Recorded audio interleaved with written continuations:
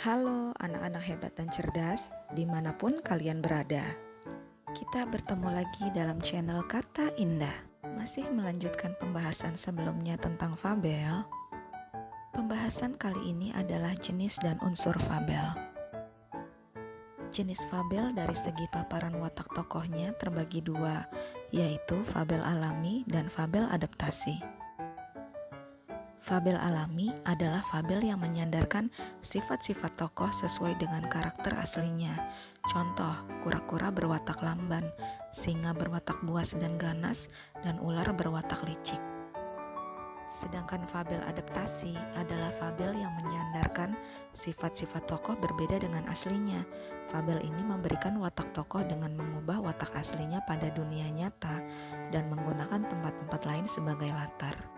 Misalnya, landak yang pemalu berulang tahun di rumah makan.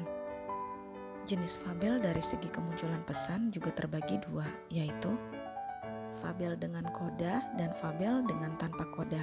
Fabel dengan koda adalah fabel yang memunculkan secara eksplisit pesan pengarang di akhir cerita.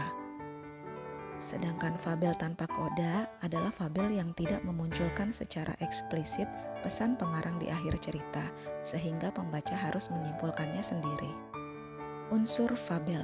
Kita akan memfokuskan pada unsur intrinsik fabel, yaitu unsur pembentuk cerita dari dalam. Yang pertama adalah tema. Tema yaitu sebuah gagasan yang mendasari cerita. Sebuah tema menjadi inti utama dalam sebuah cerita. Yang kedua adalah tokoh. Tokoh adalah orang atau hewan yang menjadi pelaku dalam cerita yang dilengkapi dengan karakter yang berbeda-beda. Tokoh berdasarkan sifatnya terbagi menjadi tokoh yang bersifat baik atau protagonis dan tokoh yang bersifat tidak baik atau antagonis. Sedangkan berdasarkan kemunculannya, tokoh terbagi menjadi tokoh utama, tokoh tambahan, dan tokoh pembantu. Penokohan yaitu pemberian karakter pada tokoh. Penokohan diberikan melalui beberapa cara. 1. Melalui penggambaran fisik tokoh. 2. Melalui tindakan tokoh. 3. Melalui dialog. 4. Melalui monolog. Atau 5. Yaitu narasi dari penulis. Selanjutnya adalah alur atau plot, yaitu jalan cerita fabel berupa gambaran peristiwa awal yang menyebabkan kejadian berikutnya hingga mencapai puncak atau akhir cerita. Alur atau plot terbagi menjadi 3 bagian, yaitu yang pertama ada alur maju yang mengisahkan dari masa sekarang ke masa depan. Yang kedua ada alur mundur yang mengisahkan dari masa sekarang ke masa lalu. Dan yang terakhir ada alur campuran, yaitu penggabungan antara alur maju dan alur mundur. Latar atau setting adalah bagian cerita yang menggambarkan kapan, di mana, dan bagaimana terjadinya cerita. Latar atau setting ini terbagi menjadi 3 bagian, yaitu latar tempat, latar waktu, dan latar suasana. Amanat, yaitu pesan yang disampaikan penulis secara tidak langsung. Di dalam amanat terdapat pesan moral yang bermanfaat bagi pembacanya.